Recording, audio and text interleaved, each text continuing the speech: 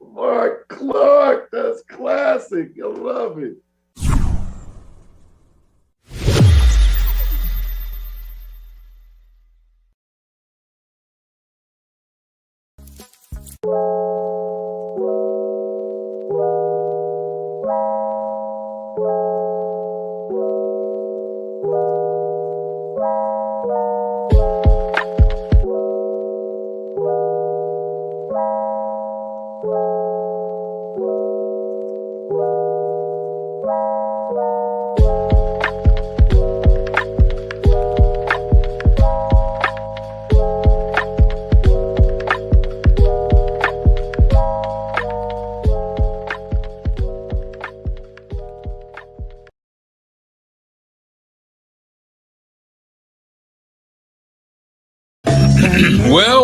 Well, Bootsy Vegas.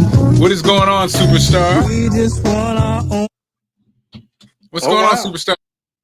Superstar? Is that what you're referring to me as today? Superstar Bootsy Vegas. Oh, wow. Sound like the check must be coming soon. How you doing, Mark?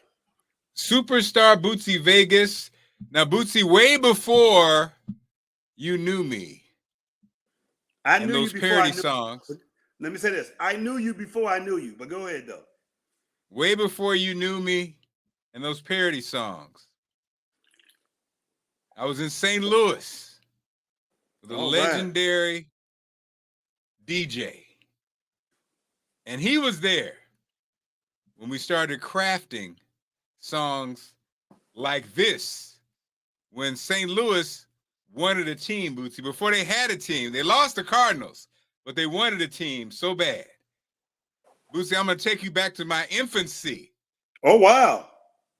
Of parody songs.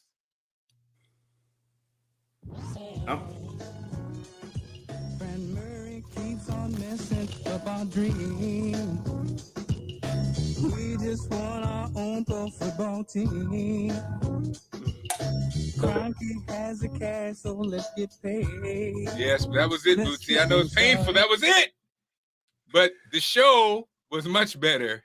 Ladies and gentlemen, without any further ado, one of my best friends forever, my brother from another mother, turntable brother. He's been rocking the mic for years. Ladies and gentlemen, one of the best that ever do it. The Tony Scott joins us. Tony Scott, how you doing, ladies and gentlemen? Make some noise.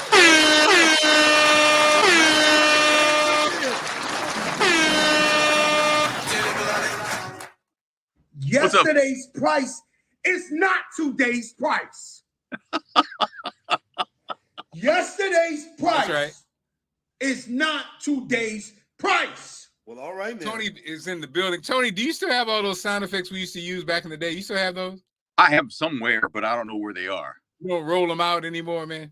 I really don't know where they are. They're probably on like a zip drive or a jazz drive that, you know, I don't even have connections for anymore because everything is USB. Back then it was a little different, but no, I got them, but I just don't know where they are. I listened to this talk show, Ben Maurer, and they have, so Bootsy, you know, you did mornings too. You know, you got to have that bank of sounds. And so it's just funny hearing people, I miss them, man. They, you know, they had the one, you know, you lose, sir. You know, those ones we used back in the day, Tony.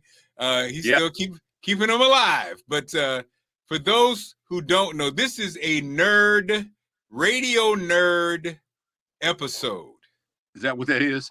Yeah, so we had a music nerd episode, Tony. So again, this drops and rolls for like a week. So people, if you miss this, you can see it time and time again, or you can ignore it time and time again. Every time you see it, you ignore it. Oh my God, again.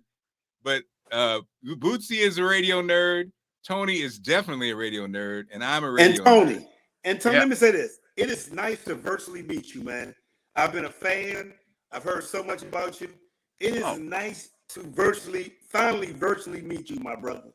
Well, thank you, man. I appreciate that. That's nice of you to say that, man. I mean, I loved all your years, man. I've loved your music, man. The Wind Me Up, Baby Bubba, and all that stuff. I love that stuff, man, from back in the day.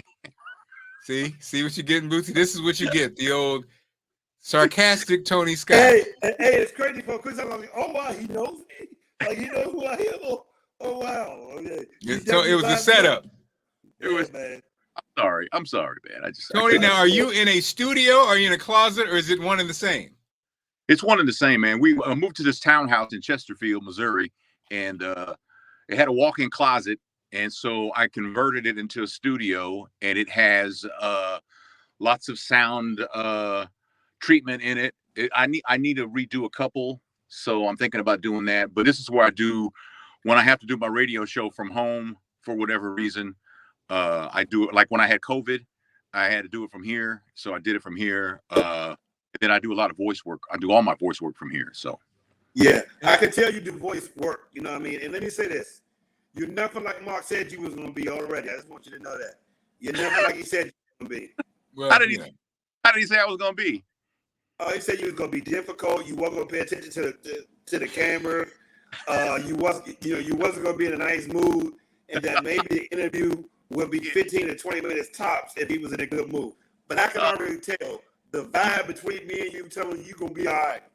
See, and Tony, what he just said was a lie. So I know that because Mark and I have a different relationship, man. We know each other very well, and when we used to work together, we knew what the other one was going to say or do without having to say anything. So we have a whole different kind of vibe that it's just different, and we still have it to this day. In my fantasy world, we would do another show together, but it's been so long that I don't know if we could afford him.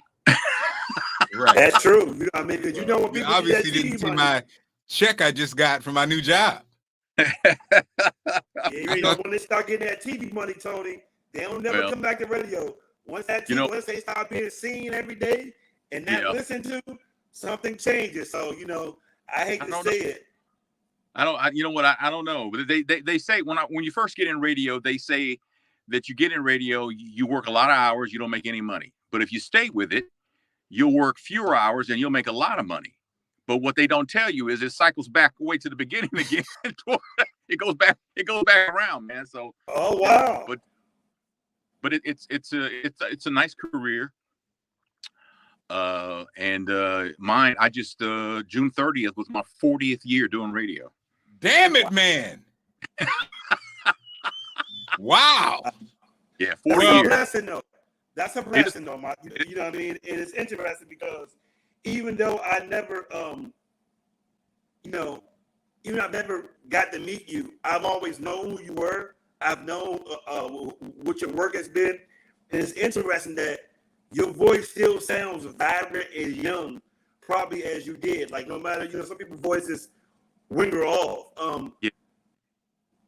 When did you start realizing that you had a different voice, though? Like, I don't know if I'm supposed to start the interview, but I would love to know because some people always don't pick up on the fact that they have a good voice. And just from hearing your voice, I would love to know, when did somebody start coming to you saying, man, you might want to do radio with this voice? And Tony, and before you answer, Tony, I just want to add the background. So here's Tony, Galveston, Texas, basically Hispanic community, really, with this voice. So yeah, Tony, well, how did this happen? You know what? I have been intrigued with theater of the mind, being able to paint a picture with words, being able to be a storyteller since I was a little kid. But when I was a little kid, I stuttered. And so I didn't really think that I could, ever do anything in radio. And then I was working in the automotive center at Sears in Galveston. And you know, I knew for a while they've been running this commercials on TV for Columbia School of Broadcasting, and 629-1711 was the phone number. I still remember that. And Wow. and I'm also painfully shy. And so when one day I just closed my eyes and I called that number and I booked an appointment and I drove and to Houston from Galveston, which was about an hour, and I got lost and I couldn't find it. And I actually cried because I didn't think that I was ever going to get that opportunity again, right? So, you know, I manned up and I called them again when I got back to Galveston, and they said, no problem. Let's, you know, come in next Saturday. So I went up there next Saturday, and they broke it down for me that the class could take anywhere from 9 months to a year and a half. And I enrolled and I paid for myself, and I finished it in 9 months. And I got my first radio job in Wharton, Texas. And I never thought anything about my voice ever. Hold on, Tony. Hold on, Tony. Hold on. Now we're going in now. So Tony, because Tony's the dearest friend, and we never really talked about this, Tony. So you're actually, most people think you're black, but you're Hispanic, and going into that culture. So you grow up in a household where your grandparents and your parents speak Spanish, really, but you're a generation that they were like, well, they didn't necessarily want you to speak it. They wanted you to, speak the language of America in a sense. So you grow up in, you're hearing a different sounds and different perspectives. That's one aspect of you. Then you talk about culture, Hispanic culture. And I think the thing that was interesting, I think a lot of guys like Tony over the years, Bootsy, I think, Tony's kind of like the man's man thing. And I think probably a part of that is the culture, the Hispanic culture. And Tony's dad, who even had a character, was almost like a living, breathing machismo in a sense. So the emotional piece, little distant and emotional, not really expressive. And so inside that, all that going on, Tony, like you just said, you got lost and you started crying. So did you think that, and we talked about this side, that you could get lost in the sauce of kind of a, regular life, maybe be a mechanic, not necessarily break out? Was it like fantasy almost to think of being a radio guy or getting out, in a sense, using your talent to get out? Was that almost a fantasy thing? And what fueled it? What made you say, you know what, I'm going to go for it? It was a dream. It was a pipe dream. I was told in high school that I needed to learn a trade because, I wasn't going to have a career that was intellectual or professional by any stretch of the imagination, and I saw that as a challenge. And I saw a lot of my friends, got married when they were 15, 16 years old because they got a girl in trouble. And so they had to get married. And, growing up, I had a first cousin who was like a brother to me. And he got married at 15. He was a grandfather at 31. And when he died at 52, he was a great grandfather. And I knew, and all that was going on around where I grew up in Galveston, and I didn't want that, right? I didn't want that for myself. And my mother used to tell me and my sisters, when y'all finish high school, y'all need to get out of here. There's nothing in Galveston for you. Y'all need to go make a life somewhere else. You need to find something else besides staying. Don't stay here. You'll be working 2 jobs all your life. And I remember when I was out of high school, I wanted to go work with my father at Todd Shipyard. And my father told me, you need to figure out something else because you ain't working with me. He goes, I ain't work my ass off 12 hours a day, so you come over here and work with me. He goes, so figure something else out. So, like I said, I closed my eyes and I called this broadcast school and I did that. And my father didn't understand radio to the degree that I'm not going to say he didn't accept it, but he just always wondered. He used to tell my sister, when is he going to get a real job? When he's going to grow out of this phase and get a real job, not knowing, that this was my career. And so you fast forward many, many, many years later, and I used to have a house here in St. Louis. It was like 4,000 square feet. It was a beautiful home. And my dad came and he was in my basement, and he was like tapping the pipes with his cane, and he was like, "Whose house is this?" I said, "This is my house." He goes, "Easy, your house. Get out of here. Whose house is this?" I said, "This is my house." He said, "What, you renting?" I said, "No." I said, I bought this house. And he was like, he said, "How the hell you afford a house like this?" I said, "Dad," I said, "Look," I said, "I'm very good at what I do, and they pay me because I'm good at what I do." I said, and he looked at me and he was like, "That's bullshit. This ain't your house." And I said, "All right, it is my house, but go ahead and think what you want to think." But going back to the voice thing, I never thought my voice was anything special at all. When I was working in Dallas, I spent 26 years working in St. Louis, and then I got laid off. And it was hard. It was tough. I wouldn't wish that on anybody. And about 2 years later, I got a job in Dallas. So I'm working in Dallas, and I'm doing they asked me, "Can you do a commercial for us?" And I said, "Yeah, no problem." So I went in there, and the way it was set up, you stood in front of the mic and read, but the production director, he was the one running the board and getting the levels right. So I did it, and he says, "Do voiceover work?" And I said, "No." He says, "Why not?"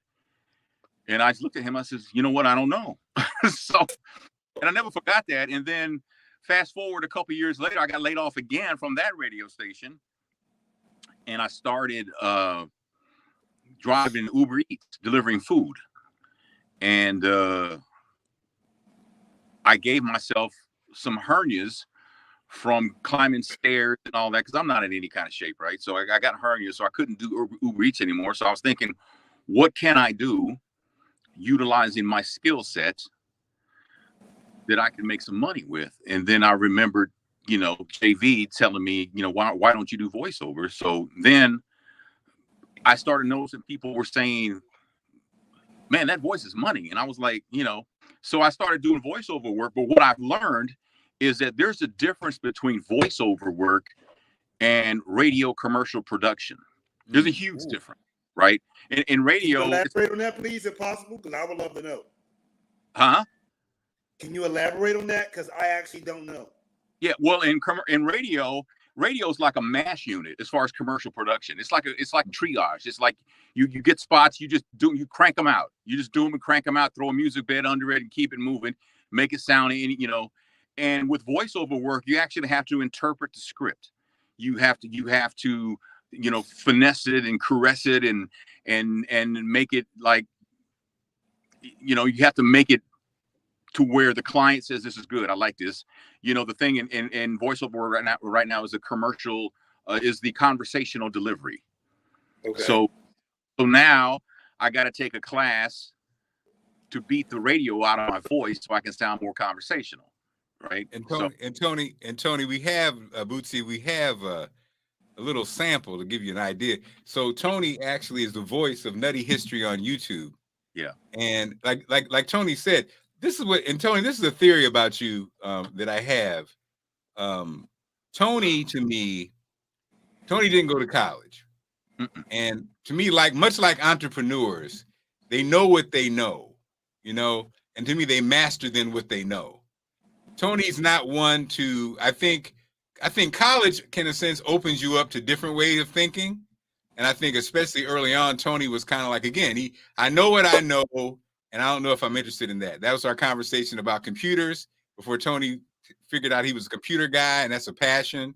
And now what I think is funny is Tony has been on me about this voiceover stuff for years. Yeah.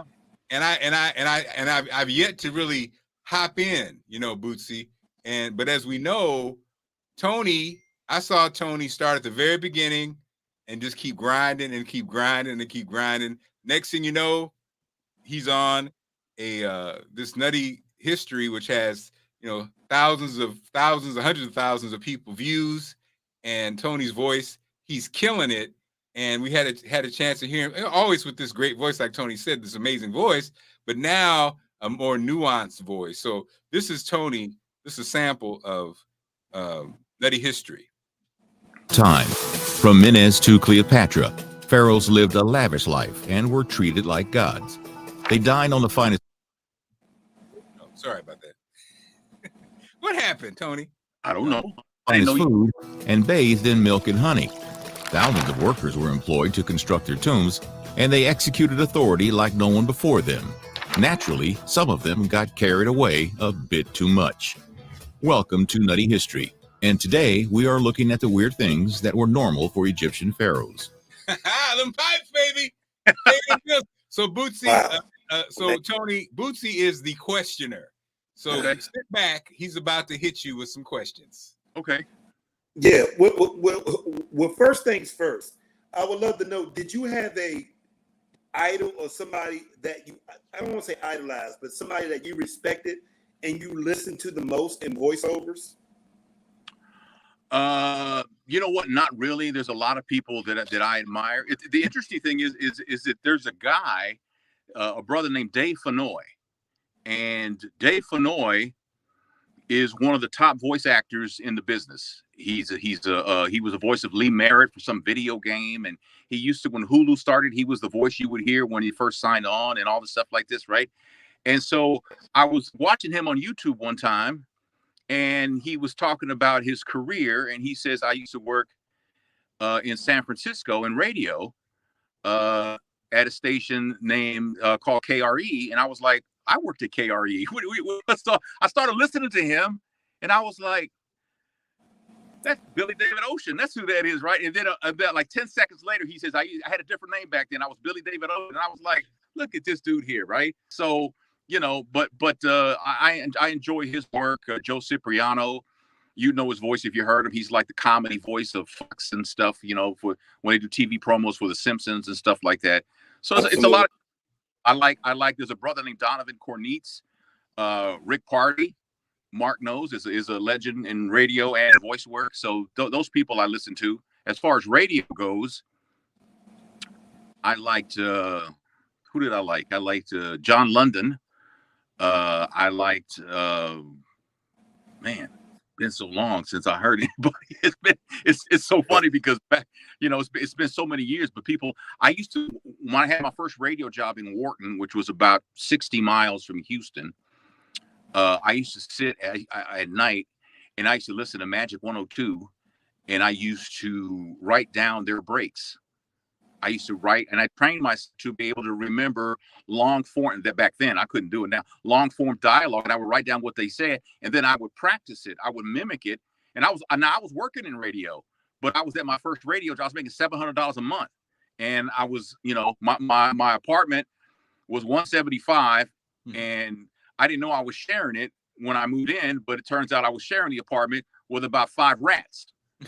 Oh shit. Were they paying rent? No, they weren't paying rent, man. So I remember I went to the grocery store and got some big ass rat mouse traps. They were like really big, and I set them up, and I'm laying in bed, and all of a sudden I hear clack, clack, clack, clack, like, right? And it's these rat traps going off that I killed like 4 of them in a span of like 15 seconds. Pow, pow, pow, pow, right? And I was like, you know what? I got to get out of here.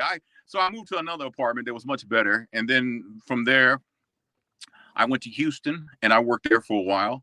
And then I went to San Francisco, and then I went to Detroit, and then I went to St. Louis for 26 years. And then I went to Dallas, and then I came back to St. Louis last November. Although I was doing St. Louis from Dallas because of COVID. And finally, they were able to get me back to St. Louis, and I've been living here since November. So wow, I would love to know for the listener who do not know that much about voiceover, or even a radio guy or whatever. How long would it normally customarily take for you to pop to where you can sustain yourself making a living doing voiceovers? A long time, because like right now, I mean, I've been doing it for a few years, but really have zoned in on it maybe the last 2.5 years. But it's hard because you got, like I said, you have to interpret the script. And there's so many genres. There's commercial voiceover, there's narration, which is like what that Nutty History is. Then there's corporate narration, and then there's e-learning, and then there's IVR. IVR basically is voicemail. Press 4 for Marc Clarke, that kind of stuff. And so there are different, and then there's audiobooks, and I've done 2 audiobooks, but that's not really my thing because, it was like 18 chapters. It took me almost forever to do it, and I only made like $180. What? For a whole book? Now there are people who do voice audio books who are on a certain level where they get their work through literary agents and stuff like that. Now these guys are making they make a huge amount of money, and they also sometimes you can work out a deal where you'll get royalties based on the sales of the audio book. Wow. But that's just not my thing. So I'm interested in doing like radio imaging. And so I'm thinking about taking this class. I'm not quite sure yet because I'm at a point now where I hate spending money because I know when I spend it, something's going to happen. I'm going to need it for something else. And then, my wife will have to work the pole on the weekends to get that money back. And it's like. So guys, so since this is the nerd show, and Tony, I been meaning to send this. I've been talking to you about this forever. You a little bit, Bootsy, but this to me is the gold standard of narration. So the actor Will Patton. You guys know Will Patton.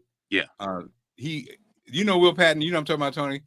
Bootsy. Yeah. He was in I'm talking about he was in the movie about the football coach here in the DC area, the famed football coach, the football movie with Denzel in it.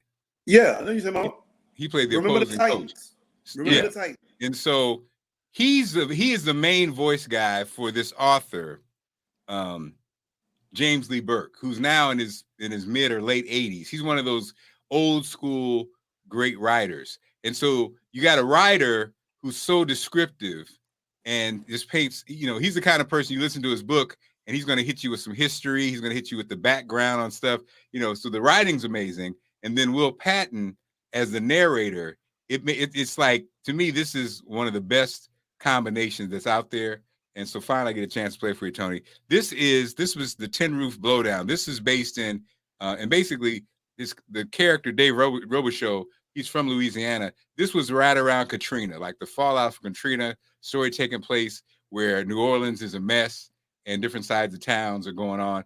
And again, I just want to play a little sample just to let you know, for those who, again, are watching, want to be a narrator. To me, Will Patton, the way he handles this book and the combination is amazing. Prostate biopsy can result in so much damage to a person's life. Most people don't even understand the terminology. Plus, he does not wish to rob others of their faith in the exactitude of medical science. To do so is, in a way, the same as robbing them of the only belief system they have. The Gleason scale had indicated that the cancer had not spread outside the prostate. As a consequence, the surgeon had elected not to take out the erectile nerve. The positive margins left behind went into the lymph nodes and the seminal vessels. Natalia flattens herself against him, pressing her loins tightly into his back, and he feels desires stirring in him that he tries not to recognize. Perhaps. Okay, that's enough, gentlemen. Don't get you worked up. No, but the writing and just the way he breaks it down is like, and then he does multiple characters. So like I said, Tony, it's really like you are an actor. Yeah, it's a voice. Call it voice acting. Yeah, absolutely. And that's why you can't fake it. I think so. That's the main thing. You can't fake. As Tony knows, I will take a shortcut and try to fake. You can't fake it. You got to put the work in, right? Yeah, you do have to put the work in. And I know you guys probably watch Dateline on NBC, and there's a guy named Keith Morrison.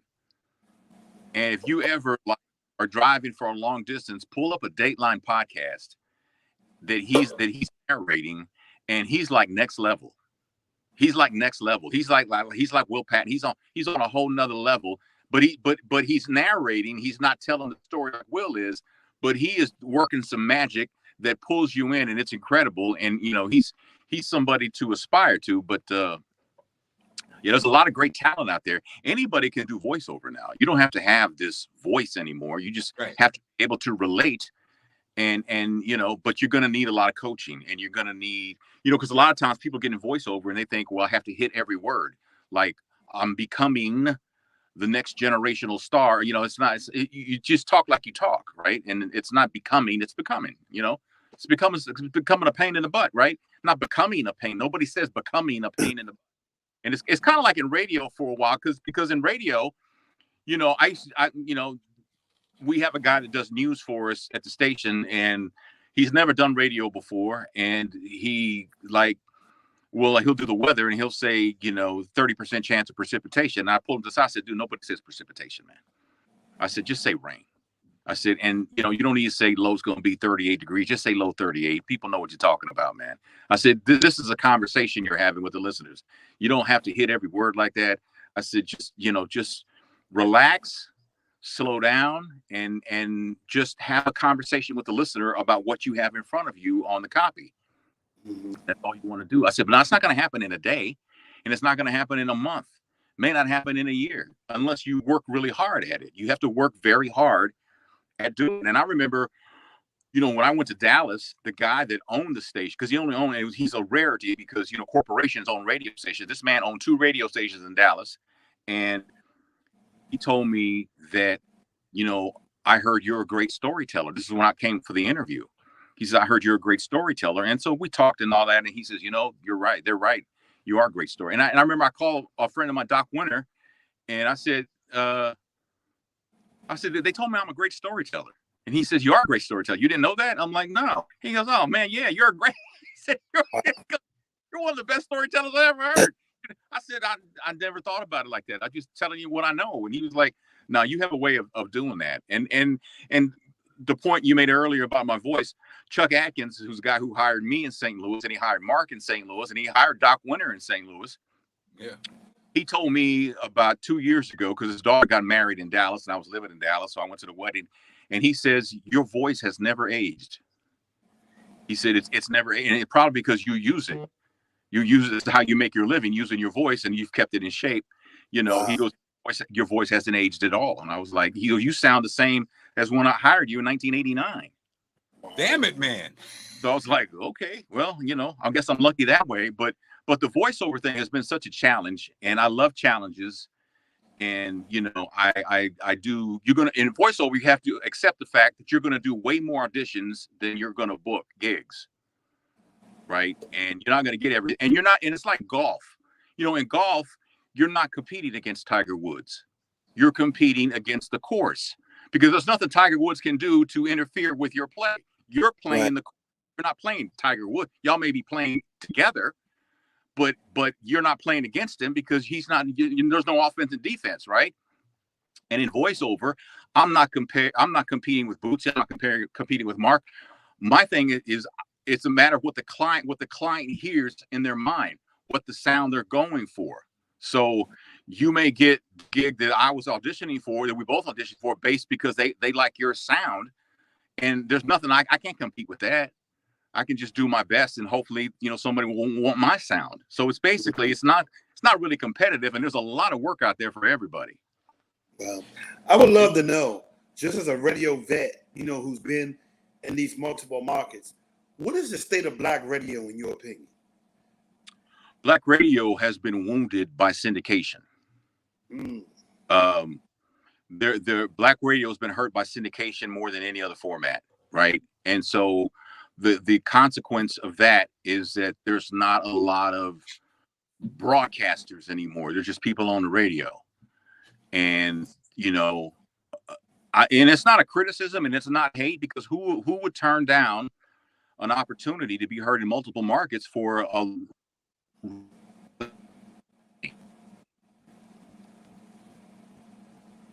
it's hurt black radio more than any other format, because you think about it like this, and this is not shade.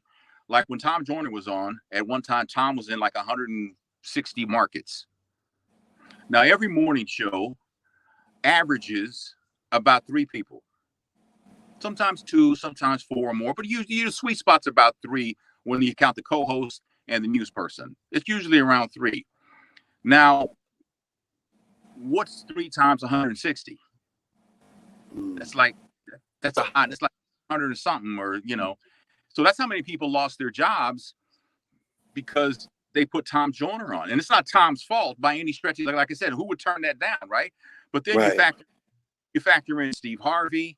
You factor in Ricky, you factor in Russ, you factor in all these syndicated morning shows, and how many jobs are we talking now?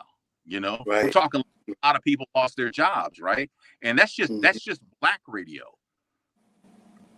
right? And so there's a lot of people who are out of work because, and they're talented people, but there's nowhere to put them. I don't know why God blessed me with St. Louis. You know, Mark used to tell me a long time ago, you should have been gone from St. Louis, man. Why are you still there, right? Because when I worked at the last place I spent all the years at in St. Louis, they didn't exactly treat me right. They paid me really well, but they treated me like trash, right? But, you know, but that's another story. But the point is that, you know, I've been blessed enough where I've been able to have a career mostly in St. Louis, where for whatever reason, St. Louis and I, we connected. And, right. And so, you know, the station I work at now, I have no restrictions. You know, if I want to do a 10-minute break, I can do a 10-minute break. I won't do a 10-minute break because that's not in the best interest of the radio station. And I get that.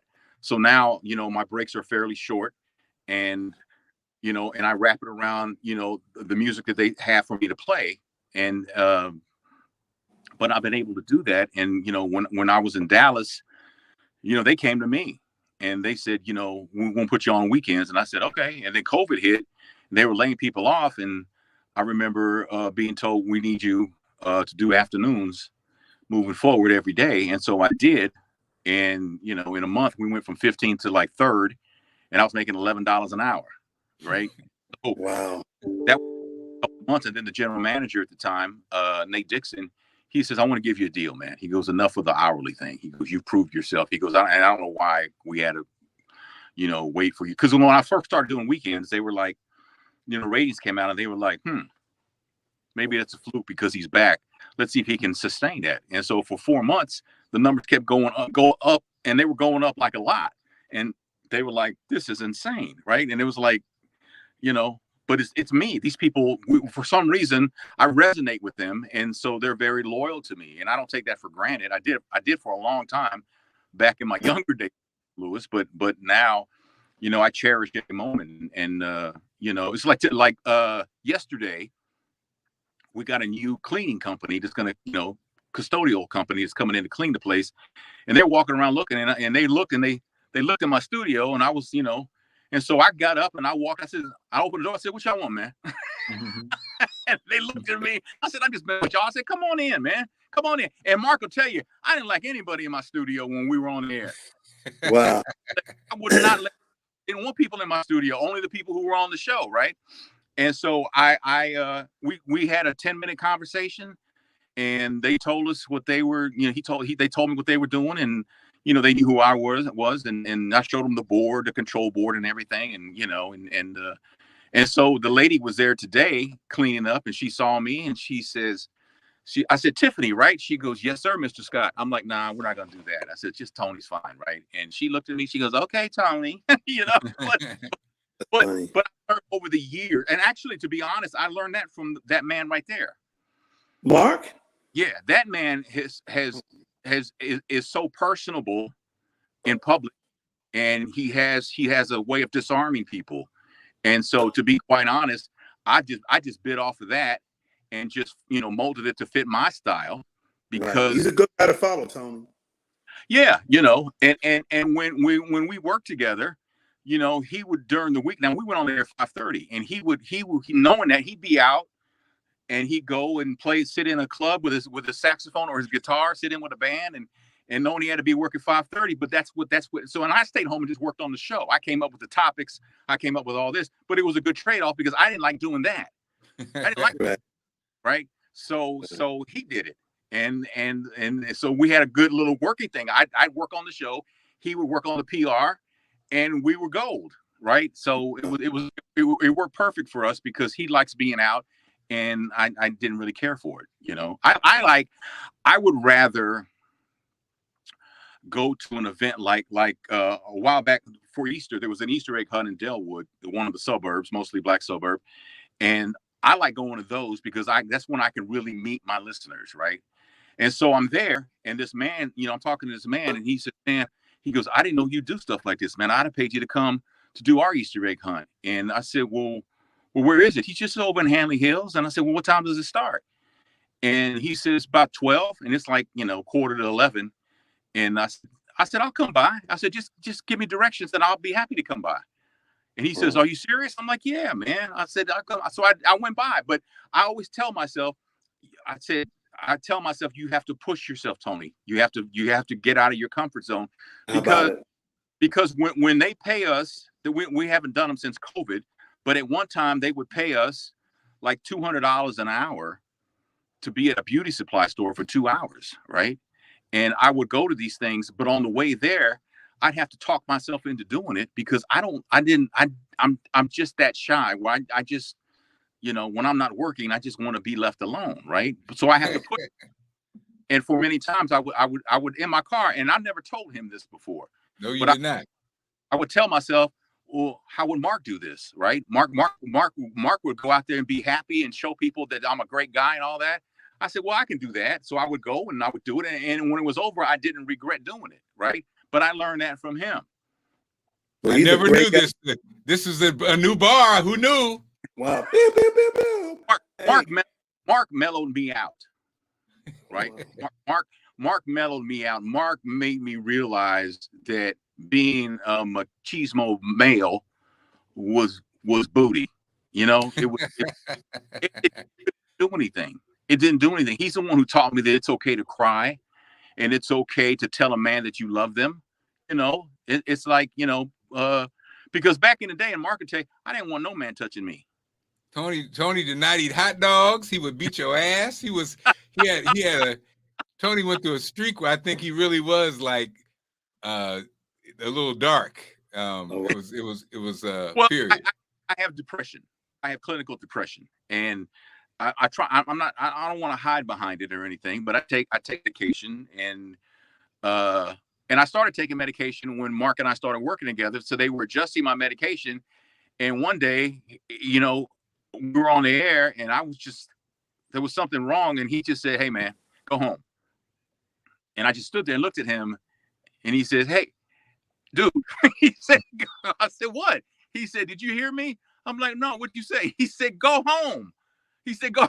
He goes, "Dude, you're just standing out staring in space, man." He said, "You need to go home." He goes, "You need to call your doctor because your medication is too much." He goes, "You have zoned out, man." He says, "Go home." So I went home and called my doctor, and they changed my medication, and it was all good. But yeah, I started taking medication when we started working together, and he had more empathy for my situation, and we didn't even know each other that well when I first started on medication.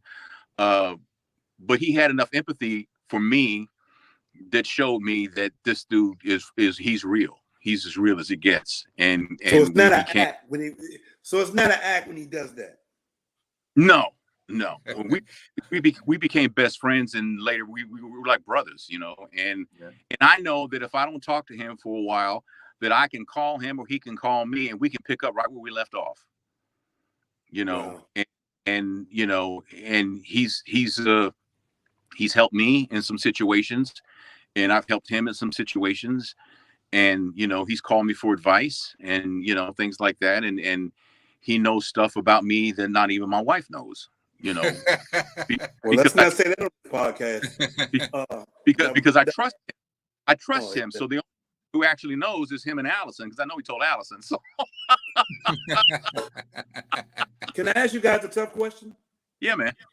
Okay, because both of you guys are radio vets. I'm in the middle of doing my I teach broadcast journalism to high school and college students, and I've been having I had two radio people come and have a real discussion with me and my students or whatever. And I want to ask you guys this one question. I would love to know your guys' thoughts on PPM. And do you think it was a design? Were there any pluses? Was there any minuses? I would love to know from both of you guys, what is your honest assessment on the whole PPM thing when it came in the role that it's played in Black radio? I think the PPM hasn't been that great for radio in general. I think because I could have a meter, and if I go to AutoZone or wherever, and I go to Best Buy and I'm looking at car stereos. They got the radio on, and whatever radio is on, this meter on my hip is going to pick up.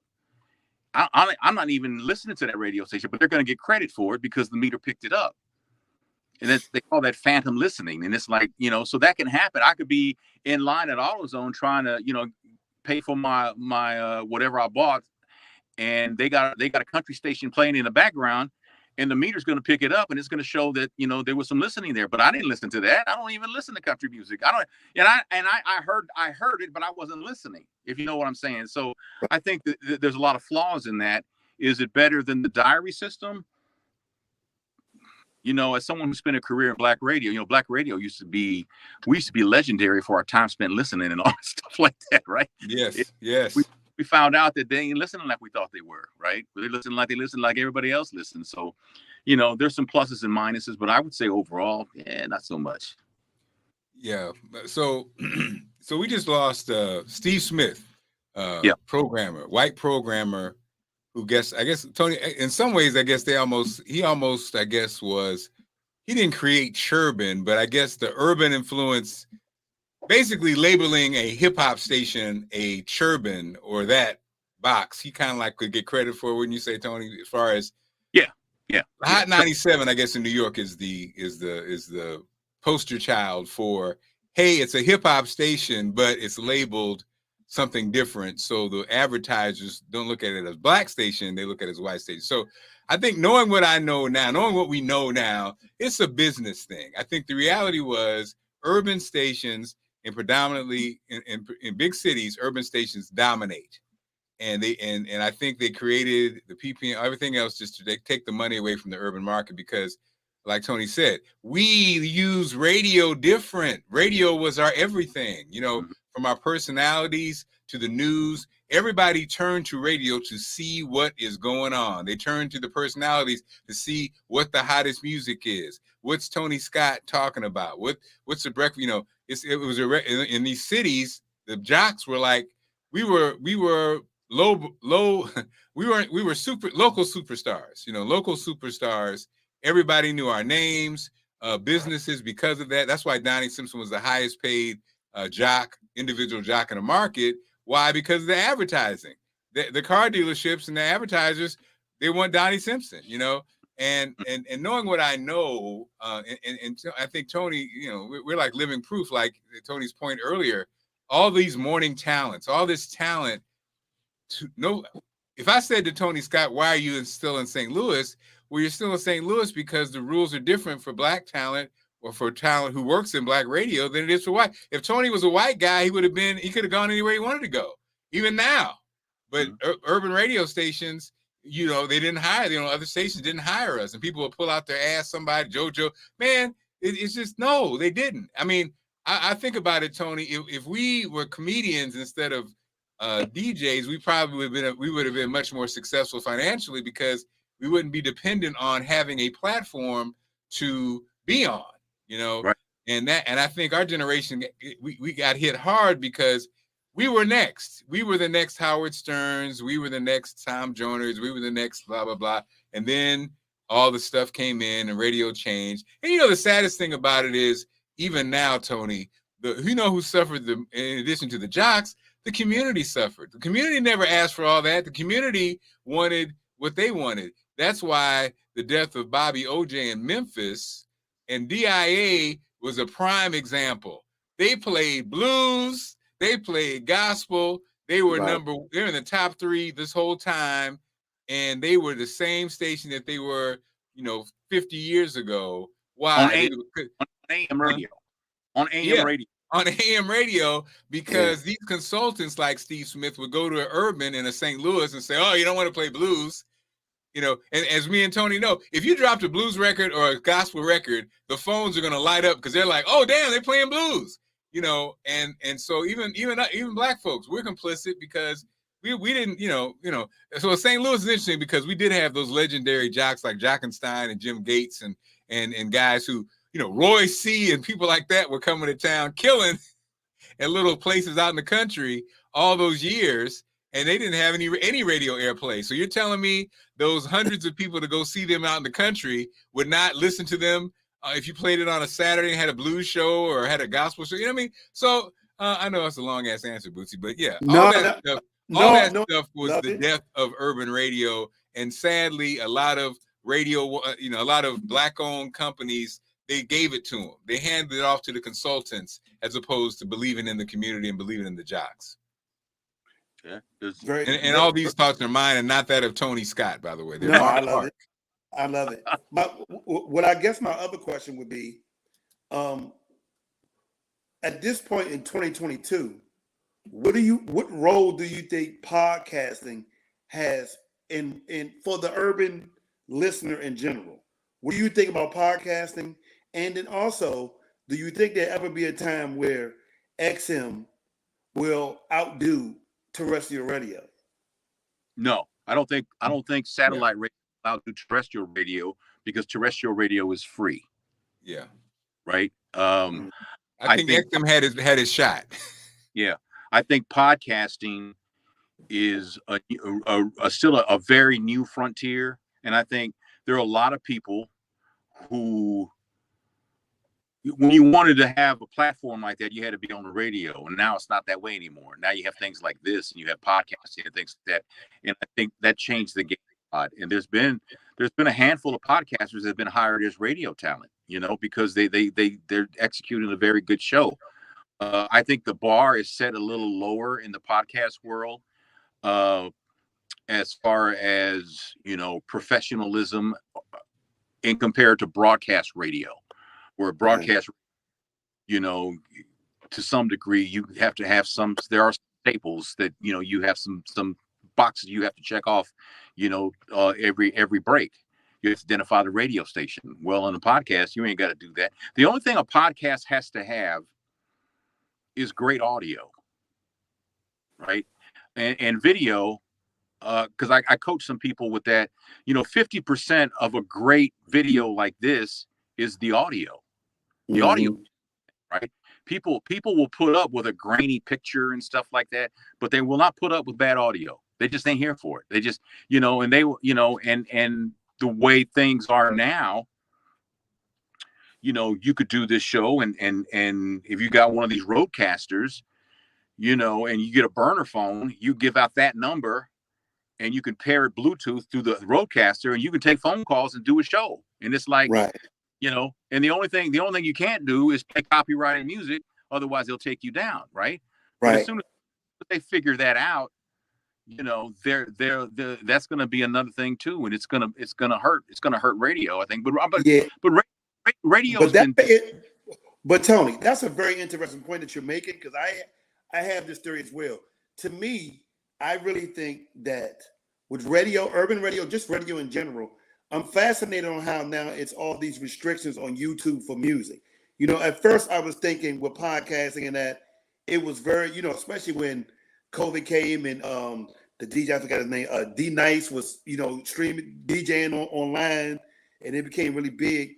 I was fascinated when they started censoring music online, and I thought that must be an attack on podcasting, on freedom in general, because I was thinking, okay, well, if I can play music and podcasts, I could just do my own show in general. And that I was really fascinated on the fact that there's so much censorship with YouTube now and videos just in general. That is very fascinating. Like, two things are fascinating to me. The first thing fascinating is the fact that they can break down a penny 12 times for streaming. Like, I would love to know who was in the room and say, you know what? Let's break the penny down 12 times. So 12 times, and then you get one cent. That was one thing. The other thing was how all of a sudden they just started pulling everybody's music off the social media sites. At first it was, because what artists would not want their stuff promoted? It just seemed like it's more censorship more than ever. And it seems like it is to narrow the opportunities for podcasts and all that. I would love to know your perspective on that. The 12 cent on the penny, and then the censorship of YouTube and music videos. Yeah. Well, the 12 cent on a penny is ridiculous. I mean, that's crazy, bro. It should be higher, but it's not. It'll change, but by the time it gets to somewhere that's satisfactory, the bar would have been moved, and it needs to be. It could have been here. Now it's over. Now it needs to be over here. Right. And so that the thing about censorship with music on social media platforms, a lot of musicians don't have a problem with it, but they don't own their music. Some do, some don't, right? Record companies are the ones who get the music taken down. But these days, I think in 2022, you have these algorithms that search out this copyrighted music. And when they find it, they go, aha, you don't have permission to use this music for anything. And I understand that, right? Because if you have a YouTube channel and it's monetized, and you'll get paid based on views. And I used to be a YouTube partner, so I used to make a little bit of money doing that. If you're using the instrumental to an Usher song, and you're making money, how come Usher's not making money? Because that's his song, and you're using his song, and he's got a copyright on it. Do you have permission to use his song? No, you don't have permission to use his song. And that's what record companies are doing. That's what they say they're doing. Mm-hmm. You can make a case that that's a bunch of crap, but essentially that's what they're going with, and it's working for them. So these algorithms, because I've talked to people, I coach people, and they say, well, I never got my music taken down. I said, that's because they haven't caught up with you yet. I said, but they will eventually. And then when they do, they're going to take it down.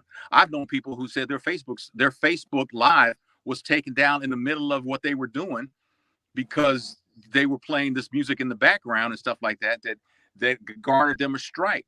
So, you have to, and then some people will say, you post, I do not own the rights to this music. That does absolutely nothing. I talked to an entertainment lawyer one time about that, and he says, yeah, that doesn't mean anything. That does not protect you. That doesn't do anything for you. He says, when I look at it, he goes, I just laugh because I don't know who put that out there like that, but it absolutely does not work. That doesn't do anything other than you typing and using the energy to put that up there. But you admit that I not own the rights to this music means absolutely nothing.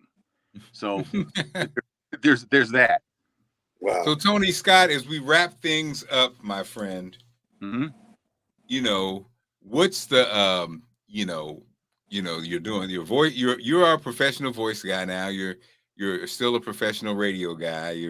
You also dabble in video. But what is your passion as we get into the third and fourth quarter of our existence? Well, right now my passion is voiceover because radio. I mean, I don't know everything about radio, but I know a lot. And I'm running out of things to talk about because I've talked about so many things, right? I've talked about my family. I've talked about pop culture. I've talked about politics, but voiceover is new to me, even though I've been doing it for a few years, it's still new to me and I'm learning so much about it. And so I have a thirst for knowledge, and there's more for me to learn about voiceover than there really is about being an on-air personality. Do I know anything about radio sales? No, but that was my expertise. My expertise was on air. And, I find it amusing because we have a piece of imaging that plays between songs that say, Tony Scott is on the radio. Then it says the icon is back. And that just makes me laugh because icon. What the hell are you talking about, right? Because I could call my 82-year-old mother right now and she'd answer the phone. I go, Ma, she'd go, ugly boy. Called me ugly boy since I was 12 years old, but it's a term of endearment. She's the only person who can call me that, but it doesn't bother me. But thinking about that helps keep me grounded because I know that I'm ugly boy, and it doesn't. I'm just a kid from Galveston who got lucky that I was blessed with this career, and I was able to use this platform in many different ways of radio. I still enjoy it. I still have fun with it, but it's not the same like it was a long time ago when before it got deregulated, when it was competitive, and I remember I remember Mark and I working together one time in this competing radio station. They were giving away free breakfast, and Mark went and he parked like not next to them, but fairly close to them. And he called and put it on the air. And he's got cash. He's giving away cash. and the person who was calling in for the other radio station, they said, don't sell out your values for a little bit of money. And it's like, we won. We won that day. we won because we got her to react to us, right? So yeah, I never forgot that. But that was, that's funny. Yeah, that was a good time. But I love my career. I love the voiceover. I love the broadcasting. And hope to do this. I don't know how much. I mean, I'm not gonna lie. I'm getting tired because I'm not the young man I used to be. When I could, when I could go for a long period of time, I do get tired, and not being in the best shape, and some issues here and there, and I'm dealing with 3 hernias right now that I went to get them looked at, and they're like, well, you have this other issue, so let's look at that first, and then we'll come back to the hernia. So I went and got the other issue, and they said, no, you're fine. So now we're in the process of scheduling a date so I can get these hernias taken care of, so that I can get some of the weight off of me, because I'm not able to exercise. I can't walk for long periods of time because it's very painful. And so I have 2, I don't know if I'm saying inguinal hernias. Oh Lord. And I have 1 umbilical hernia. I have 3. But they say they happen in 3, Tony. That's what they say. What they say. Well, as soon as I'm able to take care of that and recover, hopefully I can start walking and, things like that, and get this weight off, because, Mark, and by the way, Mark looks incredible. I've known Mark forever, and Mark has never looked as great as he looks now. Oh, wow. Well, damn it, man. So my wife said she'd do him now if she could, but it's. And with that, Tony Scott has struck again. Man, I love you, bruh. Nice meeting you virtually. Bootsy, thank you, man. Amazing meeting you, man. Tony, how do people follow you, and how do people book you for voiceover gigs? Let's go. Tony Scott Media is my handle, like on Instagram and stuff like that. And if you want to reach out to me for some voice work, you can hit me at tony@tonyscottmedia.com. And Tony. Yeah. Tony, I know a station that's looking for a voiceover guy. They looking to hire one. I will be calling you soon. I'll send the information. I'll send Bootsy's information to you, Tony. Love you, bruh. Thanks so much for this. All you radio nerds, I hope you enjoyed it. I told you we going in. Tony Scott, the Tony Scott, and the Bootsy Vegas. Okay, yes, until we meet again, sayonara.